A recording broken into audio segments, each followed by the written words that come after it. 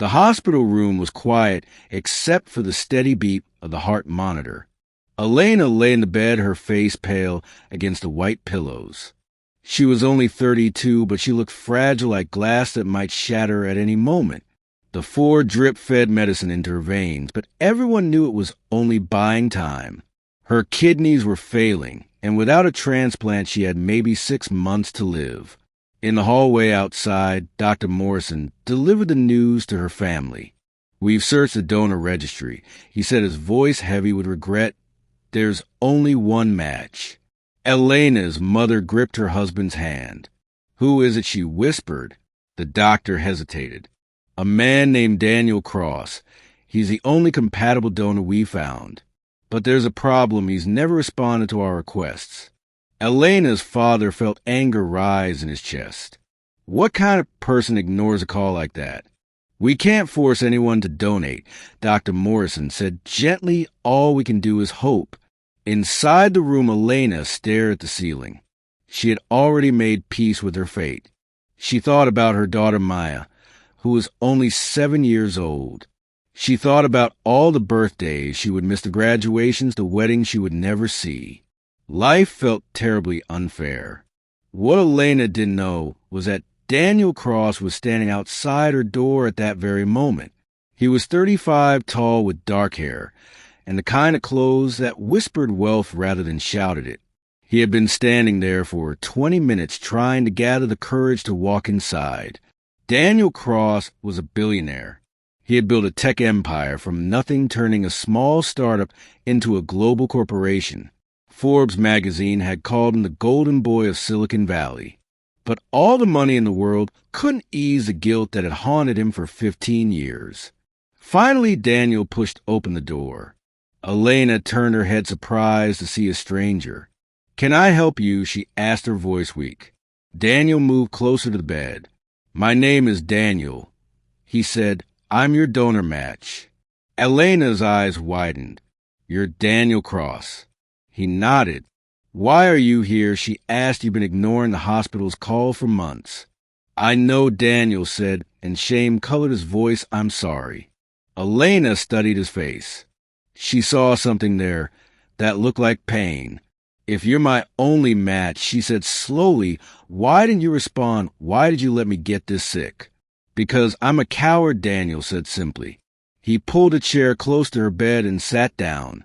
15 years ago, he began. I was 20 years old and stupid. I was driving home from a party. I had been drinking. Elena's breath caught. Daniel continued, his voice breaking. "I ran a red light, and I hit another car. A woman died that night. Her name was Jennifer Walsh." Elena felt the room spin. "That was my sister," she whispered. Daniel closed his eyes. "I know." The machines beeped louder as Elena's heart rate spiked. "You killed Jennifer." "Yes." Elena's hands trembled with rage and grief. "And now you come here. Now you show your face." "I went to prison," Daniel said. 3 years. I deserved more. When I got out, I changed my name legally. I became Daniel Cross instead of Daniel Martinez. I built my company. I made my fortune, and I tried to forget. But you couldn't, Elena said.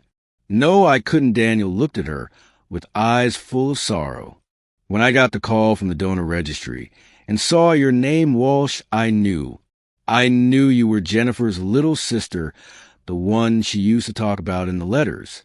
"What letters?" Elena asked. Daniel reached into his jacket and pulled out a worn envelope. "Before the accident," he said, "I had been dating Jennifer for 6 months. She wrote me letters even though we lived in the same city. She said letters were more romantic. This one I never got to read. It arrived the day after she died." He handed it to Elena. She opened it with shaking hands and began to read her sister's handwriting. "My dearest Daniel, I know we haven't been together long, but I feel like I've known you forever. I want you to meet my little sister Elena. Soon she's going to love you. She's the most important person in my world, and I think you will be too. Take care of her if anything ever happens to me. Promise me that. All my love. Jennifer." Tears streamed down Elena's face. She promised you. And I failed, Daniel said. I failed her, and I failed you. For 15 years, I've been trying to outrun what I did building companies making money. But none of it matters, none of it brings her back. So why are you here now, Elena demanded. Because I'm done running, Daniel said.